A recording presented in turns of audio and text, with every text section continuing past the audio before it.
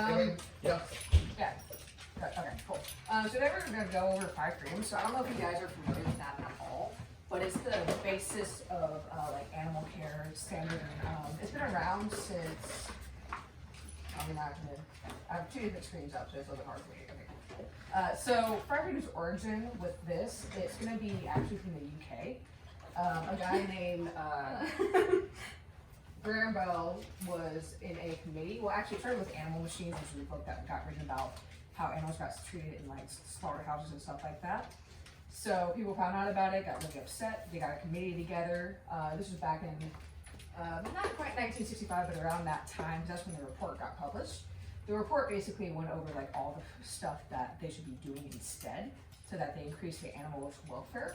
So, and with the British, they ended up also having a committee, and they came up with this entire report that kind of ended up outlining the 5 freedoms. And so it didn't have the 5 freedoms as we know it today, but they turned it into that after a while. And so with his 5 freedoms, Brambro, when he did this, he actually had it to stand, it just meant the animals should be able to stand up, lie down, turn around, groom themselves, and then stretch out their muscles and just, well, the limbs more so, and have that full length. So if you're familiar with snake care, one of the rules is that you have to have like, they have to be able to stretch out entirely. It's just the same for other animals. What are you doing? Why are we standing here by my computer? And so, guys, what are we doing? So animal welfare is defined as the physical and mental state of the animal. So it's going to be what their physical and mental health is like. And so they're also looking at how they're coping with the environment. That's kind of how we get that information with the animal welfare to determine if they're doing okay. The other aspect of animal welfare is also how we are interacting with them. So if we're treating them poorly, then the animal welfare is down. In comparison to if we treat them with respect and give them the care that they need, then they're going to have higher welfare. And that's kind of where that 5 freedoms came from. They wanted to find that way of what we can do to make sure that we're actually giving them that welfare. And yeah, just to kind of give you names, it was Professor Roger Brambrell. You guys don't really need to know this, but it is good to kind of know the history of it. So if somebody asks, you can kind of say, well, this is where it came from. But really and truly, it's just people found out, the British people found out about how the animals were treated in slaughterhouses and the production industry. And then they were like, yeah, we're not okay with this. British government was like, well, we got to do something because everyone's upset. And so that's where that stuff came from.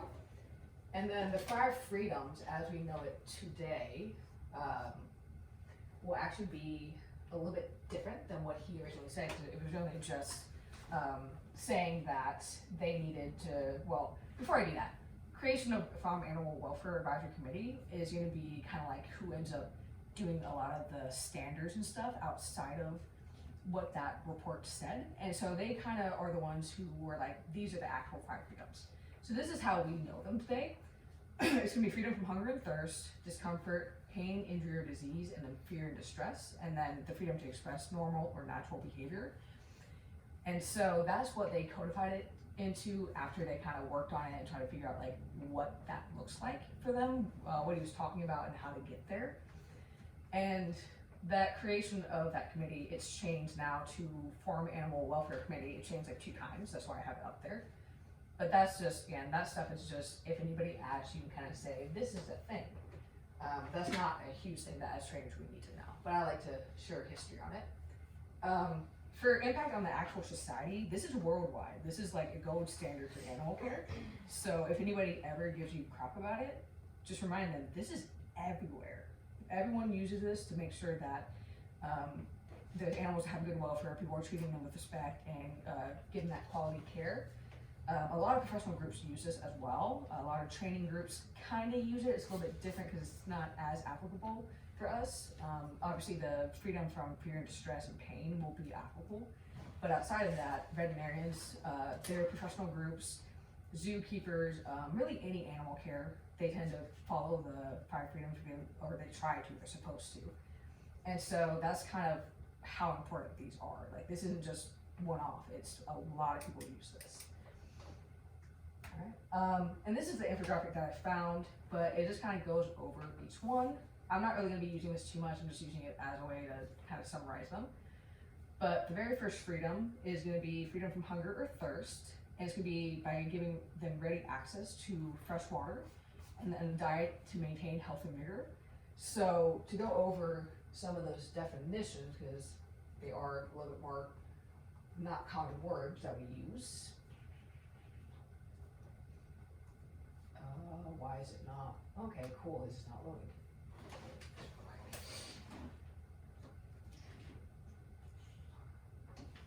And so with the definitions, basically hunger is just gonna feel like you have the feel or desire to eat. So you need to eat. And then thirst is feeling that you need to drink water or drink something.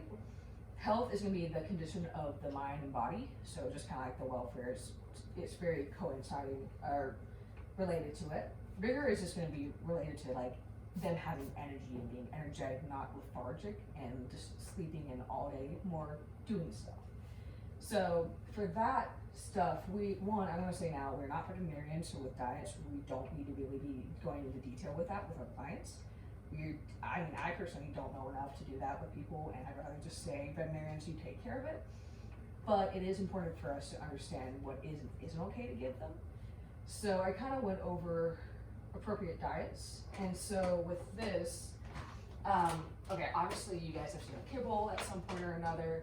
There's going to be wet food, there's going to be all kinds of different foods you can feed. None of them are necessarily better than the others, but with kibble, a lot of times veterinarians are recommending those just because they know that it's well made, it's nutritionally balanced and complete. So with that said, I kind of just have, I threw a bunch of different stuff up there, but yeah, the kibble, you see that a lot for like, if they're allergic to certain things, you can use kibble to help with that. Sensitive stomach, joint health, and that's gonna be the most common one you see with the community. Wet food's another one that you'll see as well. Supplements are gonna be added into the diets, but those are really only for if they need them. If they don't, you don't really have to use them. You can, but it's up to you. So I just have like 5-in-1 bites, multifunctional, I forget what all this in that, just a random one.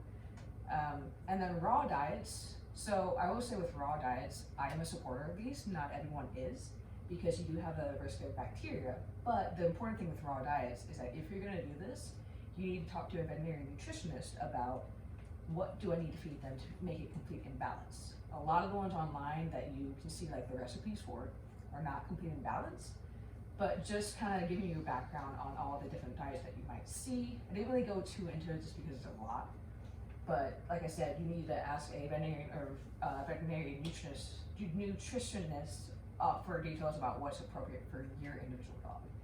Each diet's gonna be different, so when we kind of talk to people, just keep in mind that what works for our dog may not work for theirs.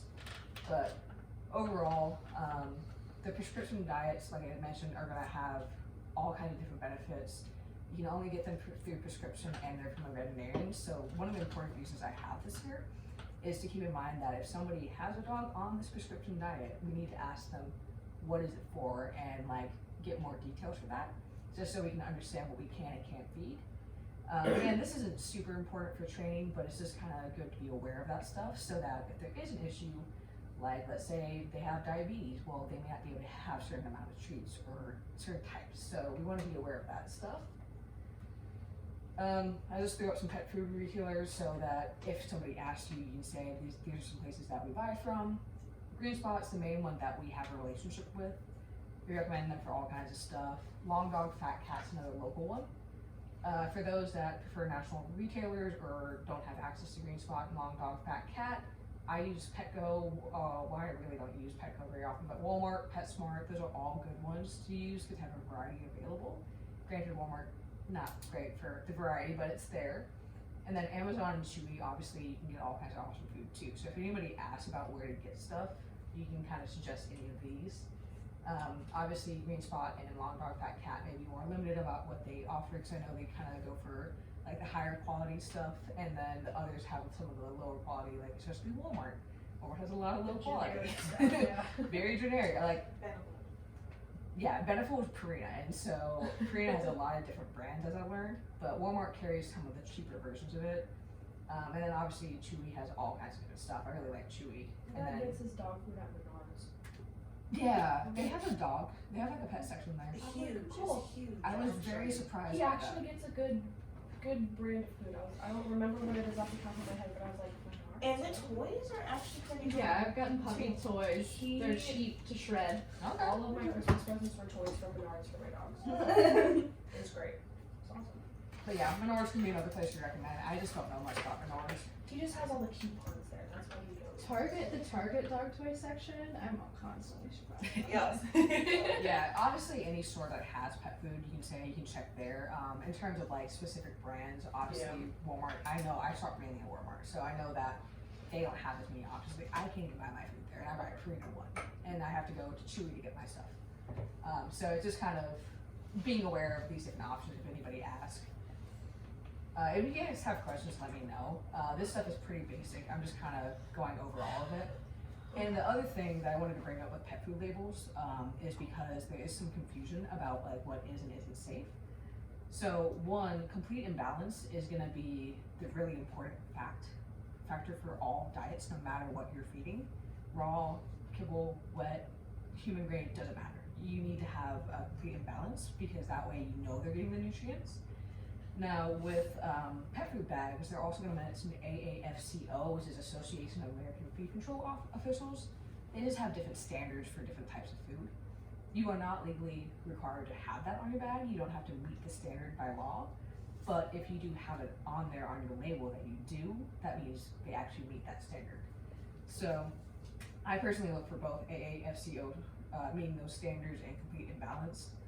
All of the labels are also required to have like 8 different things that they have to list, and so for that stuff, it's not super important, but in case anybody asks, I do have people who ask sometimes, they have to have brand and product name, and then they're gonna have name of the species that the food is actually intended for, so if it's meant for dogs, it's gonna say dogs. And then guarantee or quantity statement is just how much of it, whether it's pounds or whatever. And then we have guaranteed analysis, and this is kind of where it gets important because if they make a claim on here, it has to be true. And so that guaranteed analysis is just gonna, I don't really rely on that too much, but it just kind of gives me an idea of like what's in it in terms of nutrients. And then also, if you guys don't know, crude protein or crude anything does not refer to quality, it's just the amount before they do anything else with it. It's just an analysis method. And so, sorry, I wrote down like a bunch of the stuff from the AAFCO website. But the ingredient statement, the other important thing with that is that whatever is first is a predominant thing. So whatever that is, it has the most percentage of the entire thing. So obviously, like this is Blue Buffalo, and I forget which one it is, but yeah, you can see there's a ton of ingredients, and so for me, I look at that first few ingredients to see what the main things are. And then with the nutrition statement, that's going to be obviously they're saying like this meets the nutritional levels established by the AAFCO dog food nutrient profiles for maintenance. Long statement about we meet the standards that they have, and if they meet those standards, then they're also completely balanced. So looking for things like that will help your clients and yourself picking out food to be safe. Aside from this information, I do not say like pick certain things or whatever. I'm just like, just make sure that this stuff is here. So I do have one question about like the ingredients. So I was told that, don't quote me on the percentage because this was a while ago, that if you find salt is like 1% and then everything above it or before it is like more percentage and everything behind. Yeah, I've heard Salt that too. ingredient. That like pretty much everything after So, salt like- is a vitamin.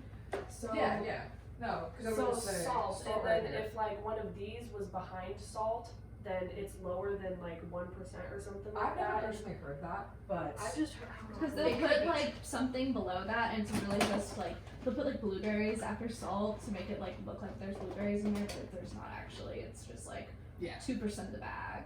well, Yeah. overall, I would not trust this to tell me how much of these. Well, no. are. Yeah. Because with the way this is designed, I would assume debone chicken just could be 10%, and that could be the highest amount.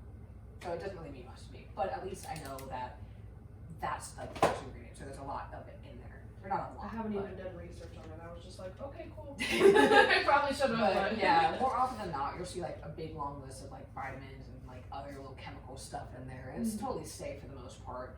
I was gonna say it's just fancy scientific name for stuff that we already eat. Yeah, So it's that's like not- multivitamin. Yeah, Cool. exactly. It's just that kind of thing. So it's nothing too important. And then the other stuff that they require, the number 7 and number 8, is just going to be your feeding directions, like how much to feed per body weight, whatever it is. And then also the name and address of whoever made it. So you legally have to have that on there, just so that they know who to contact if they have to. Alright, and then with this, there are obviously inappropriate diets that are out there, a lot of homemade ones. This is Lily Chin's dangerous food thing. I love her artwork, it's amazing. And so there's a whole bunch. Lily Chin, Lili, and then Chin. So I use her stuff quite a bit, but if you do need to see it, you're welcome to look on here because it's on the infographic as well. But as you guys probably know, there are homemade diets that are not completely balanced, Pasta and noodles or just some of the crazy stuff that people think, oh, this is safe to feed my dog. The bigger problem with the homemade ones is not necessarily that it's like toxic like this stuff, but it's more along the lines of it's just not completely balanced, so the dogs are not healthy. That's a big issue that we've had. Yeah, and same with raw diets, that happens a lot too. The other thing with raw diets is, like I kind of mentioned, you have to be careful with these because there is that bacterial infection risk. They just have bacteria that is on meat. It's true for us as well. And that's kind of why they don't recommend doing raw meat, but I will say it is not toxic. It's just a little bit too dangerous, but you can see she doesn't include it in this. What does it say about the mushrooms? Some varieties will cause shock or death. I just have this groin run mushroom thing, and my cat eats almost all the mushrooms off of it. So Some of them could be safe. Like for us, we have certain mushrooms that we can't eat, and then some that are totally safe. I don't know for sure which one. there's edible mushrooms, Yeah. but he If loves they're them. edible, they're probably okay.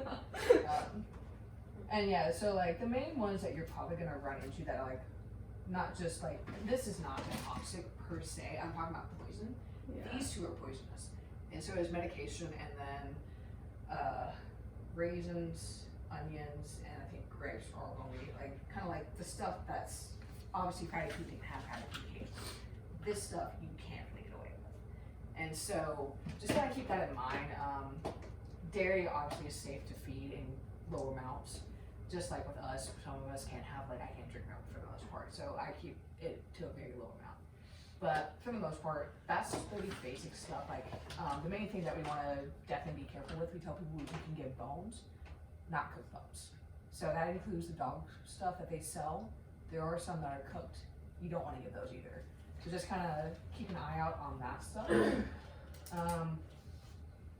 Everything else on here is typically I was gonna not. say, I thought they did a new thing where they figured out they gave avocado to 200 beagles in the lab, and they figured out that it wasn't actually. I think it's the pit that can get them sick. Oh yeah, the pit and the skin, but not the flesh. Yeah, because I was pretty Not sure that I'm it was- feeding Why my would dog they do it to avocado. just? Why would they do it to just strictly beagles though? Well, They that's test the for lab beagles. dogs. Yeah, they have a list of lab dogs that are beagles. This thing didn't work. Sorry, Jacob. That's alright. I put on the shirt, if I put pressure on it, it's cracking. Okay, so we really haven't gone over too much. It's just pet food stuff so far. I'll probably just send you the link later on for this. So I kind of already talked about this, but withholding food for training purposes is very unethical. So when I say this, it's not like you have to feed them all the time, every day. It's more like feed them every single day, regardless of whether they train or not. So the contingencies for food should not be based on training, because I know there are people And out water. there. Yeah, water as well. There was this one lady I just saw the other day that was, people were pissed. Yeah, and so I can actually read you the laws regarding that once I figure out what I did Withholding with it. water for training? Yeah. Yep. So essentially the dog wouldn't look at her, and so she just wouldn't hold the water. I've heard of those stories before, and they withhold food, and then the dog does not make it, and they get sued and arrested, usually. There's more than one board are train that's like that. Interesting. But the law does state that you have to feed, so that each animal is gonna get food at least once every 24 hours. You have to do that. So obviously, most people who do withholding food for training purposes, not like that, but like just for like small amounts and feed throughout the day with training and it works, that's fine. That's not the same thing. But even that I try to be careful with, because if they're hungry, they need to be fed, and then I can train them later. But for this, it is illegal to not feed them for 24 hours, with obvious exception for vet stuff. And then for water, you have to actually have it available at all times, according to the law. So it has to be fresh, clean, and just safe to drink. I have fresh water all the time and they still choose the toilet. Yeah, well, you have it available, Still. so that's kind of the main thing. And And- he's gonna have a toilet.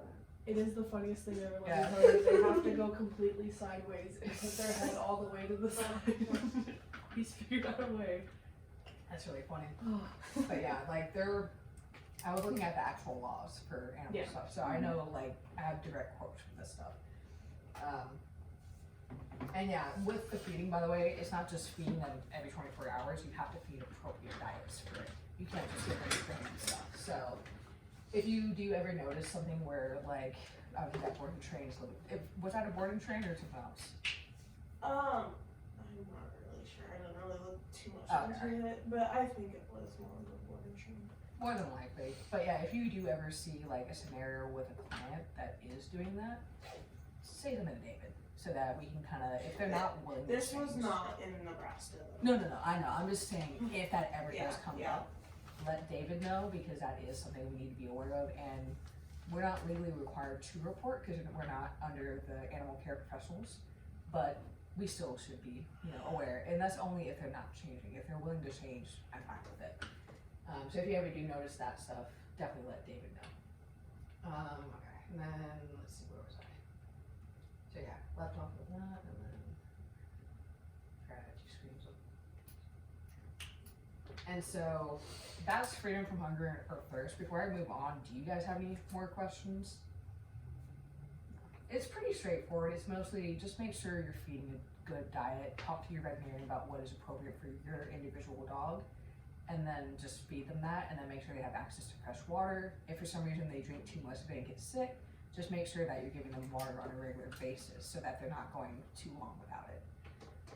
Let's see. And so the next one is freedom from discomfort. So discomfort gets kind of thrown around sometimes. It gets a little bit confusing about what they mean for that. And I say that because I get confused with it. But it's, in this context, it's talking about by providing an appropriate environment, including shelter and comfortable resting area.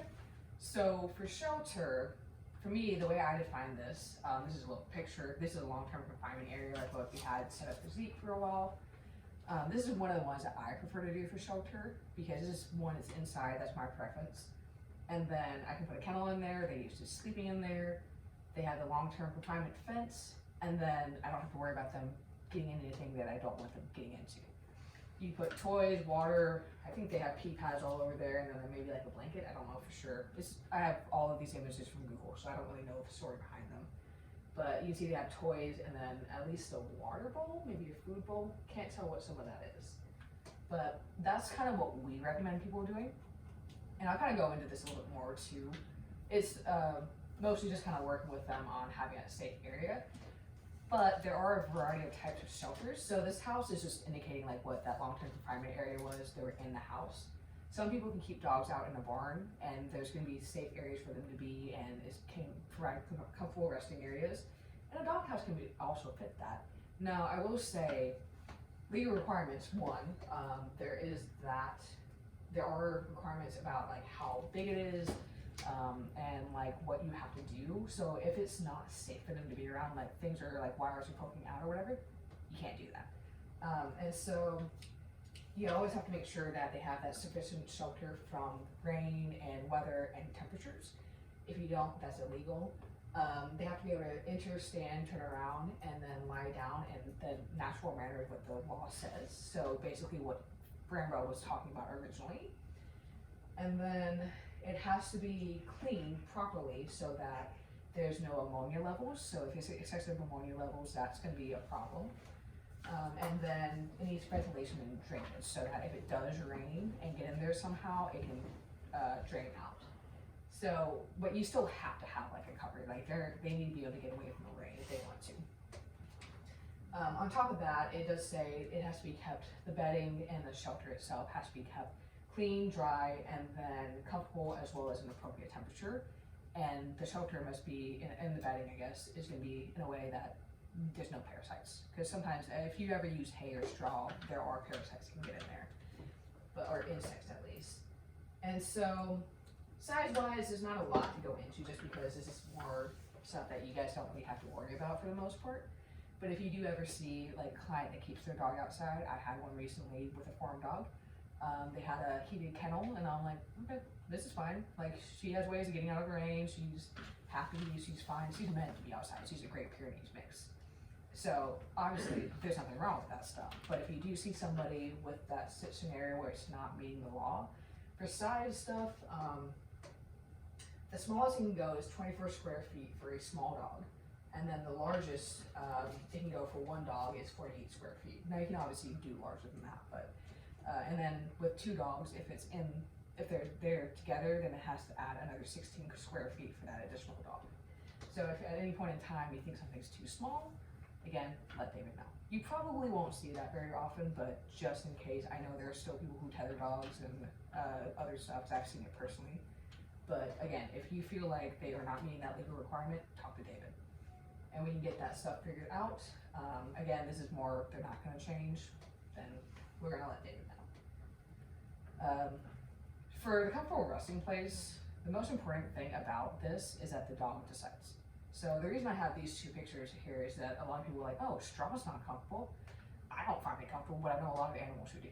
I've seen cats lay in it, dogs lay in it, horses have laid in it. They get comfortable. Pigs will sleep in it too. They burrow in it. It's great for them. They love it. So we don't want to judge people who do this for their dogs just because the dog's fine. And like I said, it is legal to have dogs out in barns and out in dog houses. So what we need to be worried about is, are they comfortable? Can they stay warm? You know, all that stuff. If they can, then I'm not going to worry about it. It's not the best for them because they are socially isolated oftentimes, but we do have to keep in mind a lot of people are still using working dogs. So just try not to pass too much judgment. You can have, like, think about it in your head, but don't say much to them just because it works. Lots and lots of dogs love to be outside. And then of course we have the dogs with beds. You can use towels, blankets. It really doesn't matter what the actual thing is as long as it's comfortable. So inside with a kennel or anywhere in your room, you can see we have a bunch of beds here. So just kind of making sure that you guys have something in each room that you're gonna have your dog in, or spend a lot of time in there so that they can have a comfortable place to be and they're less likely to misbehave because of it. And then, They still like the boxes. yes, yeah, I was gonna say there's all kinds of stuff that they like. They So still I'm like the just- boxes that the bed's covered. And yeah, so the legal requirement for this is basically the same thing, where it's just this, any space accessible to the animal and all bedding for the animal has to be kept clean, dry, free of parasites, that kind of thing. And so you just, again, if you notice that someone's not doing that, then you can just chat with David. I don't think you're likely to see much issues with any of that stuff, especially with indoor dogs, because the furniture counts as well, but for the most part, I don't think you guys are gonna see many barn dogs. Let's see. Oh, in different climates, by the way, different breeds are gonna have different interests, not interests, but they're not gonna be as bothered by cold for some, and then others are better than hot. Like Great Pyrenees are designed to be outside. Huskies are designed to be outside. They can literally, when they did sledding with them, they would have them sleep outside while they're on these multiple day trips, and then they would bury themselves a little bit and stay warm. So I'm not saying keep them outside, but I am saying it's okay. As long as the dog is happy and healthy, that's all I really care about. And then the kennel and long-term confinement area, there's not a whole lot to these, they're pretty basic. But the kennel, obviously that is gonna restrict their space. So for me, I keep that short-term only. I want them to have access to it, let it be a bed. But other than that, I want them to be able to move around. So that's where that long-term confinement area comes in.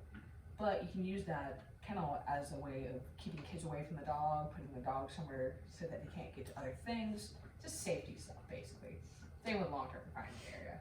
So for me personally, I obviously do not have kids right now, but if I did, I'd say kennel and long-term confinement area off limits. Can't go in there. You guys have to leave the dogs alone. Even if you're not in there, I don't want you in there. Just so that they understand that's not for them to play around in. I have heard of kids getting into kennels with dogs. I don't know why people let it happen, but they do.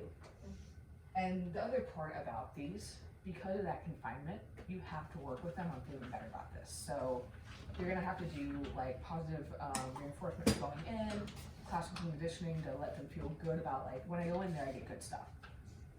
And so this is kind of the stuff that we talk about in class, like that's our first lesson. We don't do this one in class, but we do have a like an email about it, so people will ask you about these things. The main thing you need to know is just pairing it with good stuff. So when they're in there, they get lots of good stuff. They find toys, treats, food and water, if that fits. Obviously with the kennel, you can kind of do food and water if your kennel's big enough. I've done that with my dog. But that's kind of the benefit of this with puppies. They can get out, move around, and do all of the stuff that they want to do without getting into anything that they shouldn't be into. And so, what was I say? Yeah. And this is obviously, you can also put them in that when you're not in the same room. So if for some reason you need to walk away and go somewhere, these are really helpful for those things. But for the most part, they're pretty straightforward. We talk about it a lot in puppy class, so as you're teaching that, you're kind of learning it too. But my big thing with this is no kids in there and work with them on feeling safe in there. And then, so with discomfort, it technically does not talk about it's just comfortable resting area and that kind of thing, but also technically covers hygiene, because for them to be kept away from discomfort in terms of their body, if hair gets matted up, it's painful. If there's, ticks or anything like that, you need to be able, that's more injury and disease, but like bathing gets mud off of them, and it helps keep them clean. Same with dental. If you don't do hygiene with dental, they can get periodontal disease and other stuff. So I didn't go too into this just because I don't know a lot of information about groomers. I saw a lot of that when I was a groomer for 2 years. It was bad. And so I Skin imagine conditions for matted dogs, and we've had teeth fall out at the groomers because there was hair caught in them. So we would take the hair out and the tooth would just fall out, and we've had dogs that have had to like lose limbs because of matting and stuff like that. they And lost it's, limbs. it's bad. There are Wow. people, but it's also because breeders don't Yeah, it's tell. the breeders. We'll have dogs come in like doodles, especially nowadays, with dogs coming in like a year old, and they're like, There are breeders. You're supposed to groom Yeah. your dog There are once a breeders year? telling them that you don't have to. That you don't have to, or it's like once a year. And we're like, no. I have a lot of friends on Facebook that are groomers and stuff, and I actually recently just asked, like, as a, like, hey, groomers of Yeah. friends on Facebook, what is the worst breed, behavioral and Doodles. matting? Poodle, I should say. Color. Anything with poodle.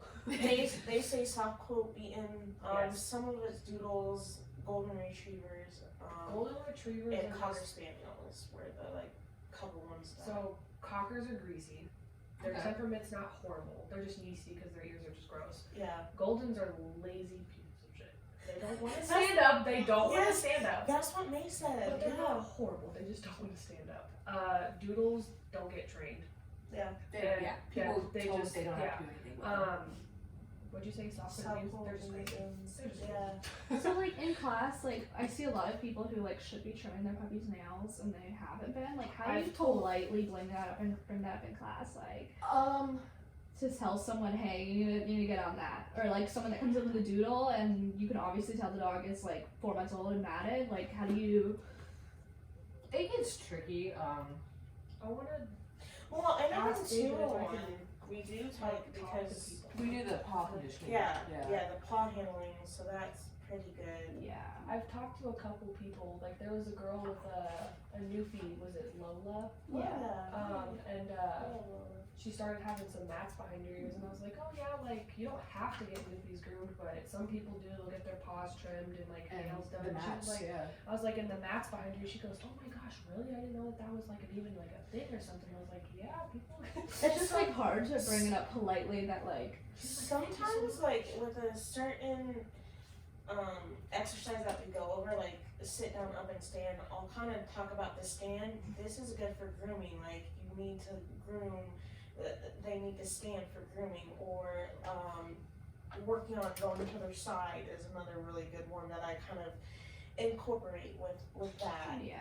And with body handling, I'll talk about it too. I usually talk about how we need to get them used to that stuff because if that's going to track them, that kind of stuff. Yeah. And I will say when it comes to like nails, for example, I might be interacting with a dog. I'm like, oh, you have really long nails, like goofing around with the dog.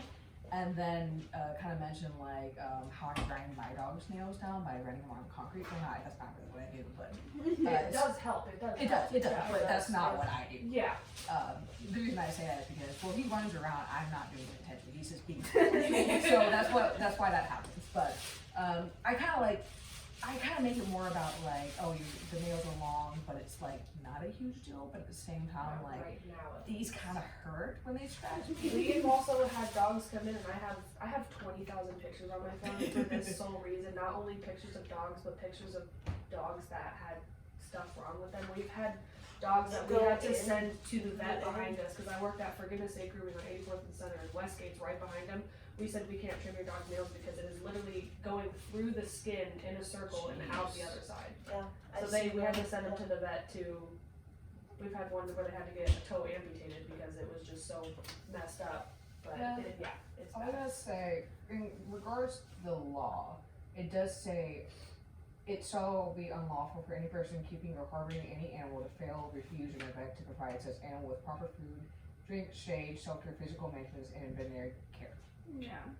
So it gets kind of tricky with that because technically it is neglect. And If their they answer get is, to that "Oh, point. we didn't know." Well, the fun part is it says fail, refuse, or neglect. So it definitely doesn't say that they have to be aware of it. Because that's kind of where it comes into that if you don't do veterinary care, well, you're not going We've to called get in a told. couple people. And you are legally required to if you're in Douglas County. Yep. As groomers and daycare people, you have to call it in. You are legally required to report.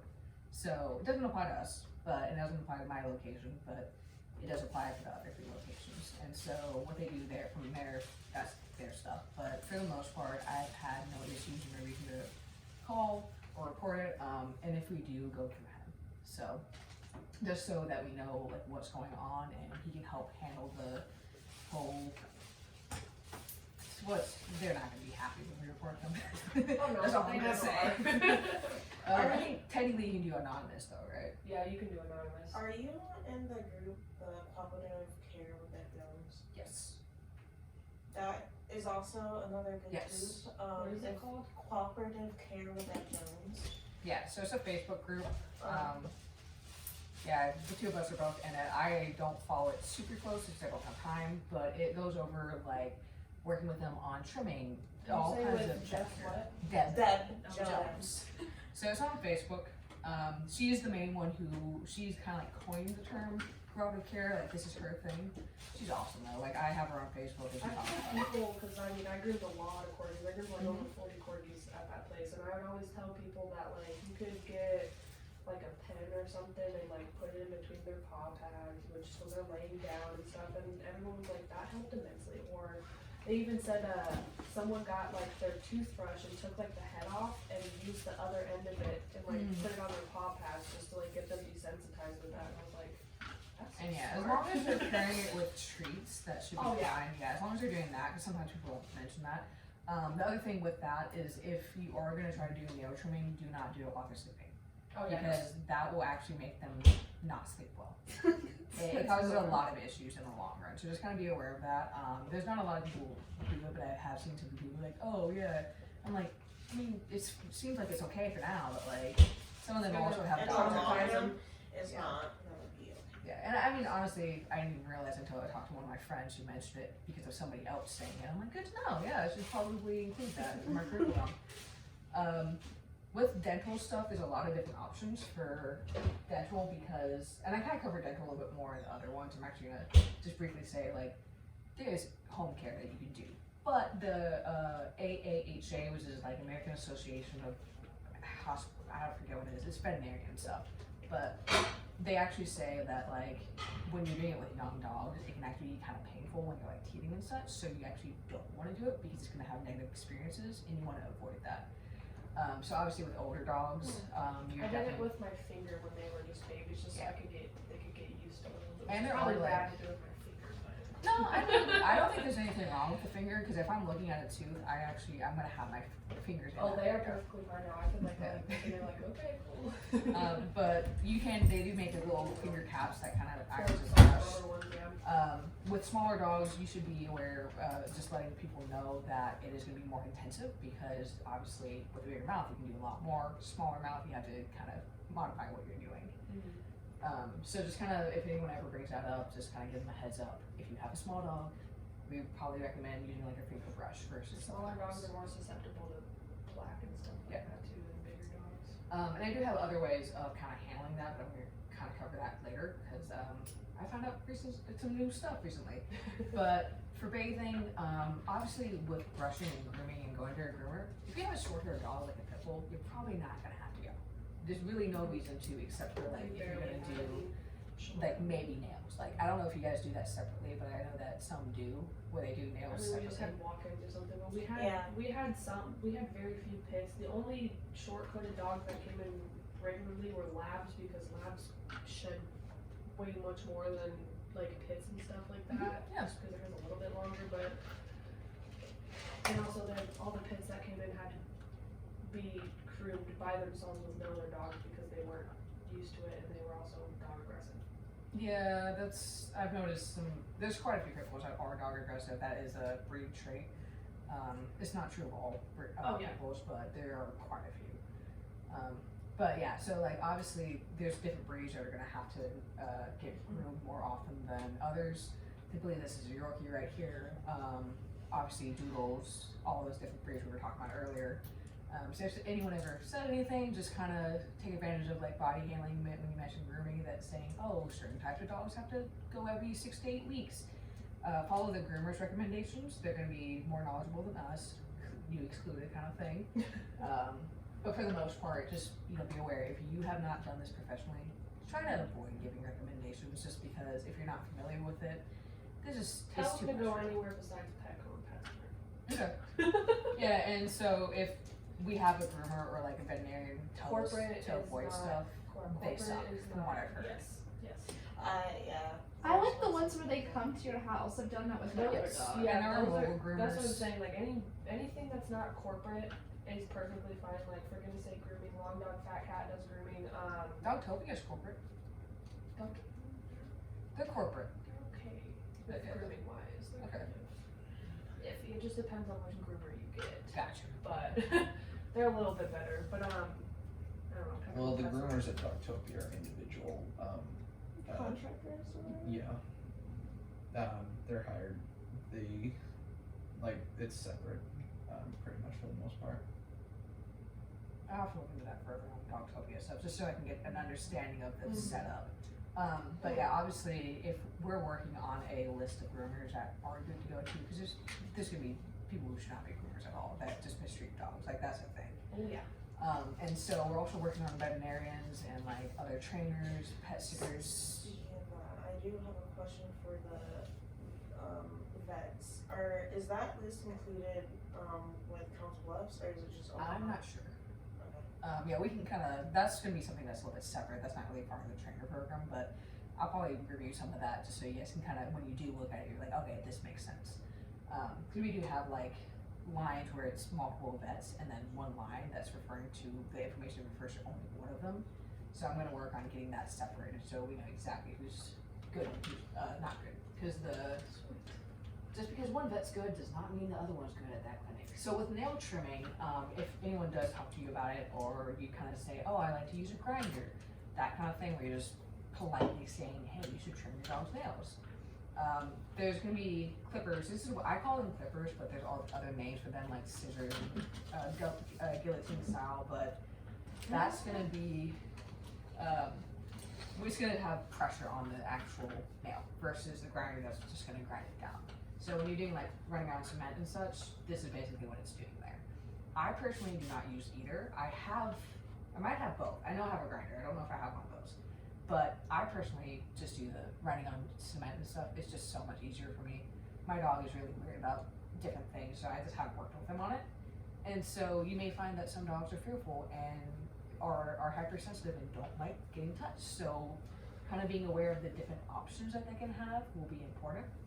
But really and truly, it's just letting them know that this is essential for good health. You do actually have to trim their dog nail, otherwise they walk differently. It messes them up. It gives like splayed feet. I don't know if you know any of the other conditions that they can get. I mean, obviously, you go into their Yes. toenails, and like I said, I saw someone had to get their dog's toe amputated. But yeah, we've had older dogs come in, and the owner's like, oh yeah, like they're walking really weird. They're just getting old. Trim their nails. They walk perfectly fine. Like Yes, they're walking. I've Like, heard of they that. have like a limp or a broken leg or something like that, but it's just their nails and. Yeah. I don't know. Yeah. Oh, you're good. Yeah, I was gonna say I've heard. You pretty much covered that. I mean. Yeah. Well, another thing, besides those tools, I've always seen Oh, some scratch people board with too. scratch boards. Yeah, or- the scratch board. We had those on the door of Oh, our yes. grooming salon, so that when the dogs would jump up and there's like somebody up front of their owner, they would also be. Smart, that's- yeah. So a dog that like jumps up like on the door or something like that, they could kinda, I mean, you don't do that, but I mean, it's kind of like essentially Yeah. a dog scratching post. It's not ideal that they're jumping on the door, but Yeah. overall, that wouldn't be bad. And it's literally just sandpaper. Yeah, it's just sandpaper. You can make it Glued. yourself. Yeah. Yeah. And they have special stuff for it. yeah. You just can buy sandpaper. It really, like, I have friends who make their own. They need just the right kind of sandpaper. And There have been Yeah. people who I've seen who will make like a little block or something, and they'll teach their dog to scratch on it and stuff. I'm like, Yeah. that's so cool. Cooperative Care, the Facebook group, should probably have some of that somewhere. It does. Because I know they have scratch boards. I don't know if anyone's Yeah. made stuff, but I've they seen probably those. have. But yeah, like scratch boards are nice. I personally do not use it because my dog does not dig, so it's kind of hard to do anything with him.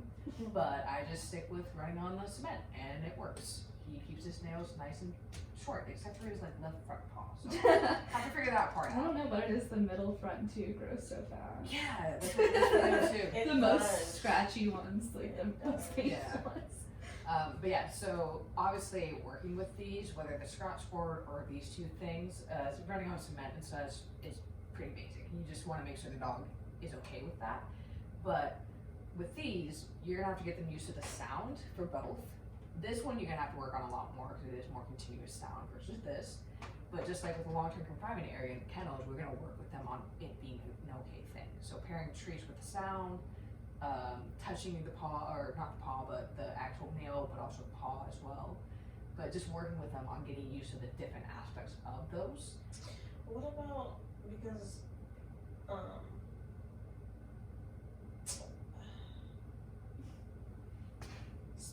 can't use words, electric toothbrush, getting them used to that, and then the Dremel. Oh, you could do that too. It's just Because that's what I either could way, have it's explained. kind of working up to it. But yeah, you could definitely use another item that sounds like it or acts like it, whatever it is. So yeah, an electric toothbrush is the same, similar sound at least. Yeah. So yeah, you can definitely use that, but it's just, again, work with them prior to help them feel okay with the noise and the feeling of it.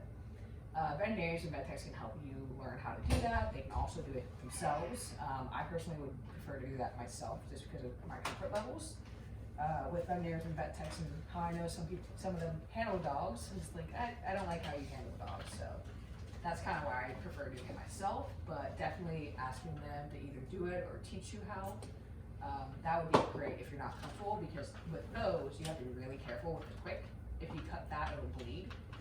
So they recommend having some like clotting powder, Like basically. septic powder as well. I was just say, I don't know what it's called, but they called it clotting powder on the thing I was looking at, and so it just stops the bleeding. Pretty sure I have it on The AKC does have a little webpage that talks about how to do trimming and the conditioning to help you feel better about it. I have a link to it, I just didn't write it down. I Babies was running really- flour always work too if someone tries to do it at home and they don't have anything. That's what I Because told I mean, obviously you people. can't drive to the vet, or not the pet store right there Yeah. if it's late at night or something, but if Yeah. that's the case, then they can just shove their paw into like a thing of flour or something like that. There's a mailman. No, well, yeah, there's a mailman, but I don't think that was. we'll see what If happens. it's Zach, his phone was broken, he could not get in last night. Does he wanna Yes. knock? 'Cause I don't know if that's him. It is not him. I don't see anybody at the front door. We just all imagined it. I'm just like, if he wants to knock, then I'll open it, but otherwise I'm just gonna assume it's mailman or something. But yeah, the AKC has some information on there. I have a web page link to it, but it just kind of talked about how to do the conditioning and like how to trim them. It also talks with the grinder. There are two different bands that you can use. One's an actual grinding band that's gonna take the nails and trim them, and then the other's a finishing band to kind of polish them and buff them out. So you just want to make sure if you're using it, you're using the right band. For the most part, the one I have, I don't think it came with a finishing band. I don't The remember. Finishing band is kind of like a diamond tip, essentially. It's literally like metal, as weird as that sounds, and it kind of just is like a.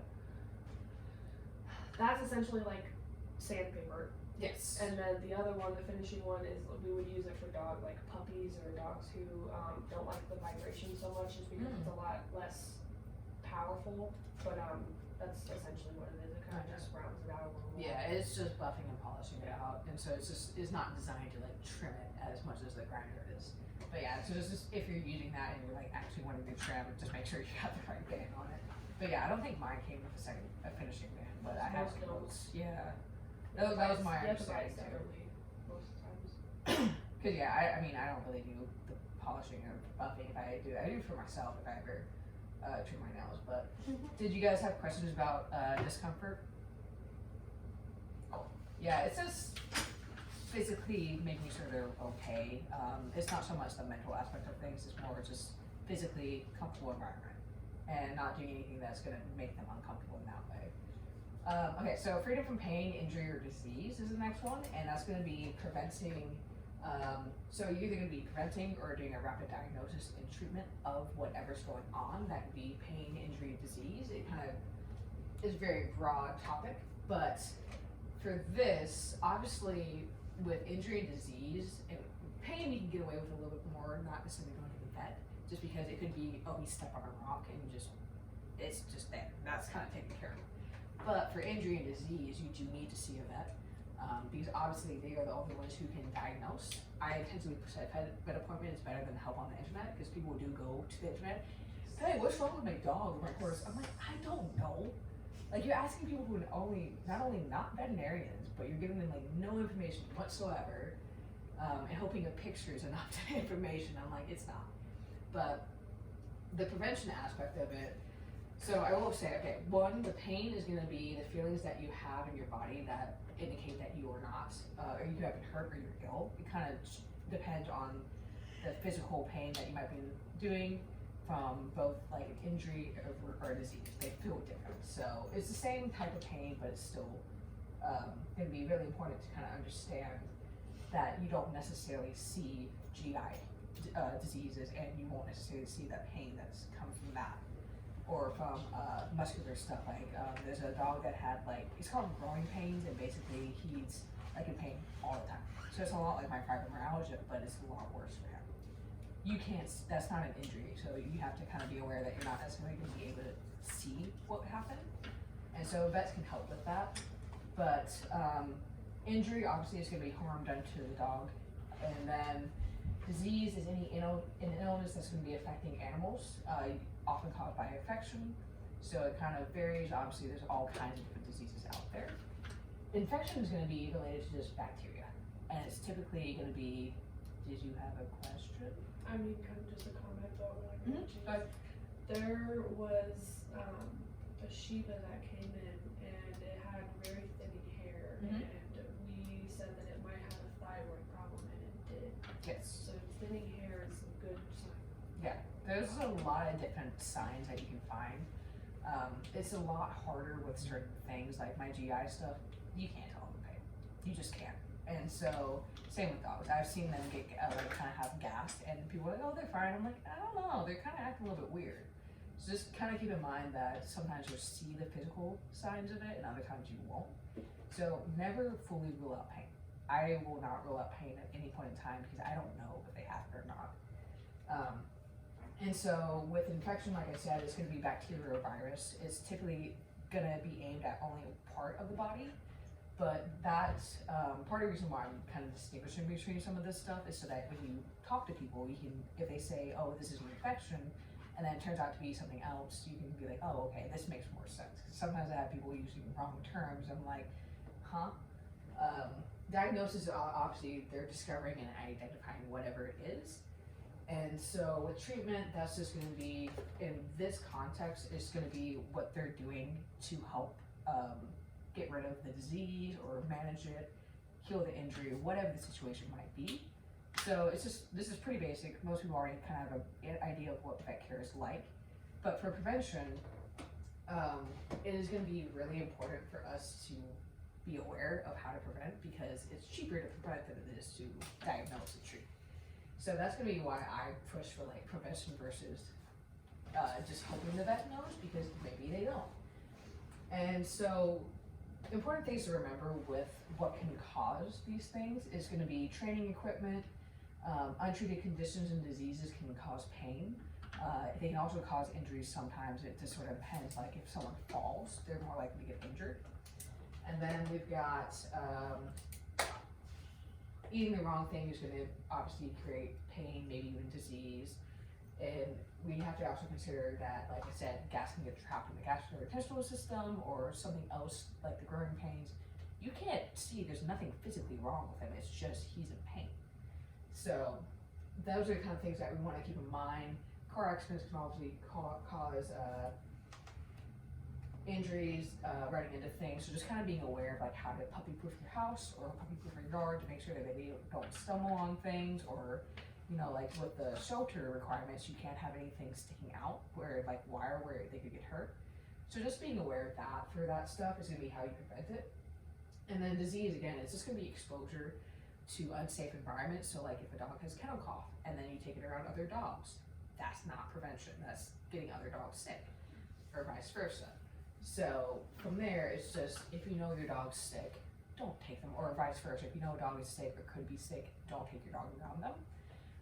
They can eat things that are on the ground, like wildlife feces or grass. I mean, just eating dirt can get them sick. So you want to be careful with that stuff. With that, it's just doing your best to prevent them from eating it, just watching them, calling them away if they try to eat stuff. And then, let's see, inappropriate diets can also cause disease. And so we want to make sure that that's still being addressed correctly. Talk to your veterinarians or nutritionists about it. Don't talk to a human nutritionist, by the way. That's not going to help you. That's a different species and they don't quite know the same information. But always reach out to your veterinarian for this stuff. Not a trainer, not a groomer, not a friend. Veterinarian for all of this. And let's see. Oh, and with puppy classes, if they have an infectious disease, whether it's kennel cough, ringworm, whatever it is, they're not allowed it. So just kind of politely let them know that if they show up, they tell you, the vet has to clear them. That's my rule. I say, the first thing I say when they come in and mention it or I notice it, I'm like, hey, what is this? And I'm like, did your vet say it was okay? And more often than not, the vet didn't clear them. So there's like, I'm sorry, I can't have you in class. But so that is kind of just politely handle that situation, let David know about it so that he can contact them and set up makeup or whatever. But in the case that they do come in with like kennel cough especially, that's a big one that we see a lot. Not a lot, but it's a common one. They can't come in. So other common preventive measures that you can take, obviously heart guard for heartworms. That's mosquitoes pass that on basically, and it is a very common issue down south, and it's very deadly. They only have like a few weeks to a few months to live if they're not treated. I found out cats don't have any treatment plans. Did not know that until last night while I was reading up on stuff. But obviously that's prescription for heartworm. You have to go through the vet for that one. Frontline is going to be for fleas and ticks mainly, and it's just streamlined, but I mainly use it for fleas and ticks. That's going to help prevent disease as well, because fleas and ticks both eat the blood, and then they can also pass on diseases. With eggs of the fleas, if they eat them, they can have tapeworms. So other than that, you have the vaccines. I only put the rabies vaccine up there because that's the legal requirement. You have to have that after 6 months. There's a whole other, like a big list of other vaccines you can do. but that's gonna be obviously a veterinarian. The only one that's not is Frontline for this stuff. You can do whatever branch you want to do, but this is just kind of, I don't have babies vaccine, I don't have that, but I have those too for my stuff. And so Rocco, this is also a large animal. You can just see I just kind of grabbed something and put it there. So yeah, this is kind of just pictures helping with information. But for this, like I said, preventing exposure can be the best way to abide by the freedom. So avoiding ways that they're gonna get injured, avoiding animals that are gonna get them sick, or people, whatever it is, and then avoiding training equipment that could cause pain, or managing their environment so that they're not having contact with things that are gonna get them sick or injured. And like I said, preventing coprophagia, so that is eating feces, but there's other pica, one of the two is pica. Yeah, so pica is the one that means they just eat stuff that's not supposed to be edible. But that's, yeah, they lick. And so you would want to avoid areas on walks where you can find large amounts of wild animals or whatever it is, dogs, cats, doesn't matter. Avoid those areas if you know where they are.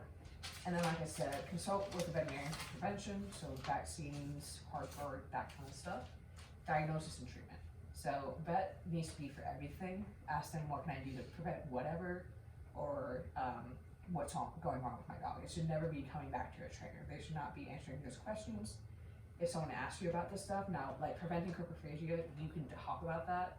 But other than that, you should always make sure that you're referring out to your vet. We are not qualified to talk about that stuff. And like I said, by the way, rabies vaccine is 6 months. And I also found out about laws regarding rabies. So if a unvaccinated animal bites somebody, they have to go into quarantine. And there's a lot more laws regarding that versus a dog that bites with rabies. How to do that? Yeah. And I've done bite quarantine as well before with shelter animals, but they're also vaccinated, but you still have to do bite quarantine nonetheless. So actually, let me talk about that real quick. Bite quarantine means that if they break skin, you actually have to bite quarantine them. So that's a 10-day period where they observe them for rabies, signs of rabies. So I believe what I've heard before, I don't know exact laws for this because I didn't see anything about it, but a vet looks at them the first day, sometimes the 5th day, and then the 10th day to determine what's going on. My childhood dog had to do that. He bit my brother or something. Yeah. But that's what they said. The vet's gonna look at him first day, in the middle, and then at the end. Okay.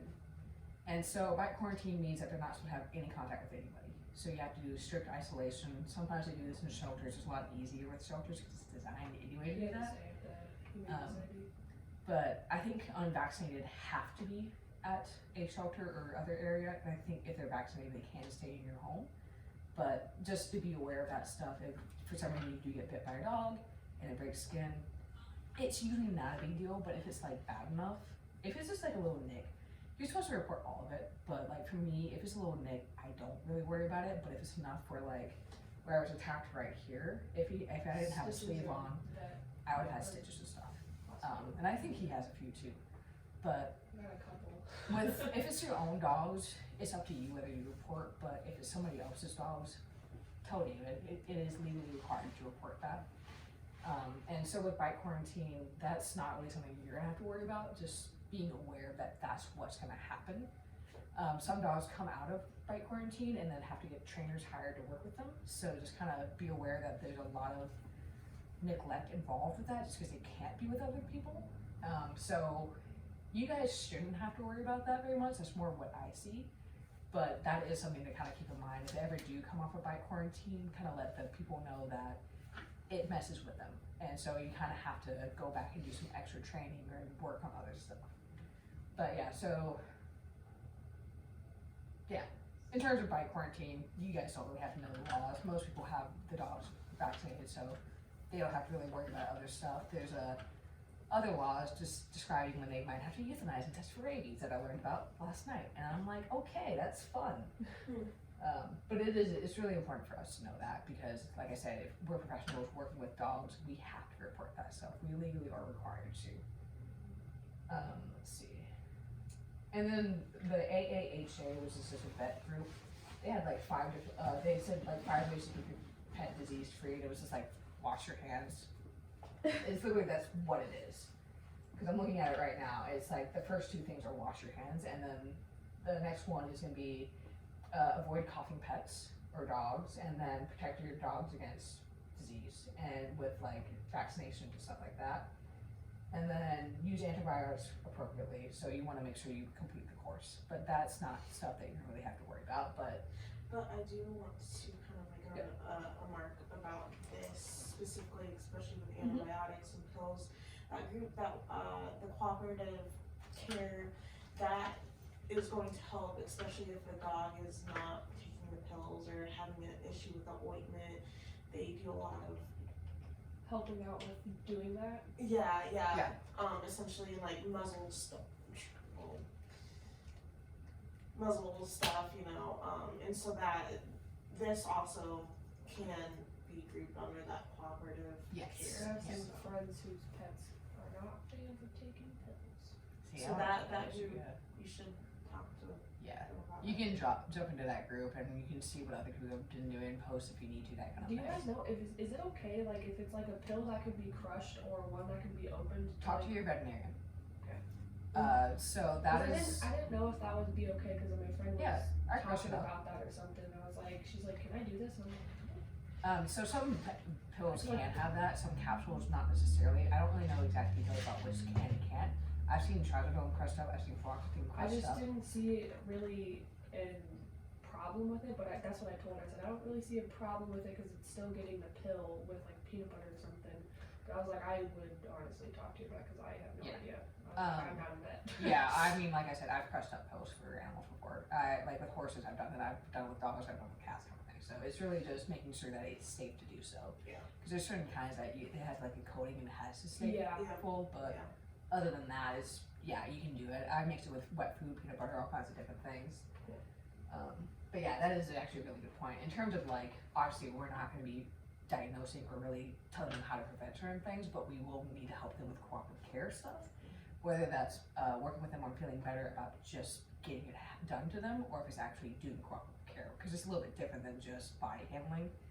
But that's going to be something that none of us, I don't think any of us really have a lot of experience doing this, but I know Liz does. She's a combined vet tech friend that helps me with a lot of this stuff, and so she and I both want to do a cooperative care class and kind of come up with stuff, but we're not at that stage yet. That'd be cool. Yeah, I don't know if she's planning on moving back here after her not internship, residency. Yeah, I was gonna say, I'm pretty sure it's a resident. So wait, is she becoming a vet then? No, she's not a vet. She's getting a behavior specialty for her vet tech. Oh. So yeah, she does the vet tech stuff. So she's full-time vet tech and she does training on the side. She's down in Texas right now. So I am still in like really close contact with her though. Cool. So any other questions about freedom from pain, injury, or disease? No? Cool. So next one is freedom to express normal behavior. Now for this I did add and natural behavior because they're a little bit different, but not really. So this is going to be providing sufficient space, proper facilities, and company of animals of their own kind. Now I will say there's more to that because obviously what we consider problematic behaviors is not actually bad for them. This is all normal and natural behaviors that they do. They're going to be destructive. When they're hunting animals in the wild, they rip and tear stuff up. That's just what they do. And they chew on things because, that's what they need to do. Just like with us, we have to, do our own things like, I don't even know what would be natural behaviors for us anymore, but we're so far away from that. But yeah, so like digging, we kind of see it as an irritating behavior, but it really isn't. For them, they need to do it sometimes. Certain breeds are designed for this. Yeah. Where they literally would go into holes and hunt animals or flush them out. Barking and howling, there are some breeds that are more vocal than others, and so that is something that's normal and natural for them. Plus, barking in general, they're going to bark to defend themselves, to get others away from them, that kind of thing, and then communication. Literally, it's just communication. It is actually like one of the most important ones, just because it's something you're going to hear dogs bark at some point in their lives. I don't know of any single dog that's never barked. I think there are a few, but they're also usually the ones that aren't around other dogs, from my experience. But it is one of the main communication tools that they have. Other ones that I have listed are just gonna be like rough play, because play is actually play fighting. So you're gonna see rough play and it's okay, as long as they both enjoy it. I let dogs in puppy classes with me play pretty rough if they both enjoy it. But they're not allowed to play rough with the others unless the others reciprocate that. So it's mostly understanding what's okay with those individuals. Mouthing, biting, and nipping. Obviously, mouthing is one of the ways they explore. Nipping is gonna be one of the ways that they tell them, again, communication, same with biting. Biting can also be for other stuff, but chasing after moving objects, barking, growling, digging, licking, whining, humping, those are all natural and normal behaviors. Now, excessively, that's where it gets a little bit problematic with like the barking, but that's more of what I'm going to cover in a little bit. But there's a whole bunch of different behaviors that are natural, like the herding instinct that they have, the guarding instinct for some dogs. Those are what they're supposed to do because that's how they got bred. Let's see. So for this, no, okay, there's not a link on here, but Canine Ethogram is actually from, what is his name? Do I not have it on here? Basically, it's a guy who wrote an inventory of behaviors that dogs do. And so what he has on there is like social and agonistic behaviors. So social means they want to be around the others. And so it's more pro-social and anti-social behaviors, but the anti-social agonistic ones are like aggression and stuff like that. So he kind of wrote. Are you talking about like? Hold on. Yeah. So I just saw it. I think it's a pretty good graph. The spectrum of dog sociability: dog social, dog tolerant, dog selective, dog aggressive, essentially. Yes and no. It's more describing the behaviors itself. Okay. But yeah, that kind of talks about what we see in animals and how there's going to be a natural and normal variation between all breeds, even the individuals in a breed. After this, I'm gonna have you look at Okay. this. Yeah. Where did I put this one? See. I just need to find his name because I feel bad that I don't know his name. So it was by Roger Abrantes. I'm gonna actually fill this up real quick. So I really like this because of how he defines some of the things.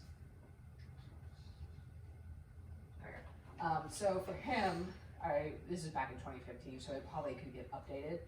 But this talks about what is commonly observed. And so the ethogram, by the way, is natural behaviors. You'll see ethogram, it doesn't get talked about very often, it needs to get talked about more, but it tells us what they would do if they work with people. So this kind of talked about a lot of different stuff. And so the main thing I was interested in looking at this is he kind of has a bunch of different little behaviors that they do. This is awesome. Yeah, this is really good. And I was gonna say, it might need to get updated, but it's really good. And so from here, he says like you can figure the behavior if they don't have an opportunity to display it for a period. It gets extinguished if the reinforcement goes away. That stuff all kind of covered later on. It talks about evolution and then social behavior. Now I call this pro-social because what he's also talking about is like how they interact and build relationships. But social behavior is referring to all interactions that they have. So it's just kind of talking about like what they do to establish and maintain stuff. So it's going to be just how they interact with one another. And there's different types of behaviors. So there's sexual behavior, communication, parental, agonistic.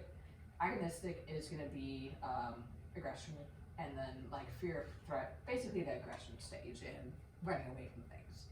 Is this just pertaining to other dogs, or is it other species like cats? I believe it's just dogs. And then it says dominant behavior because dominance is a thing, by the way, but I'll cover that in a different thing. But the way he defines dominance is actually right here. Dominant behavior is situational, individual, and God, I'm gonna break this chair.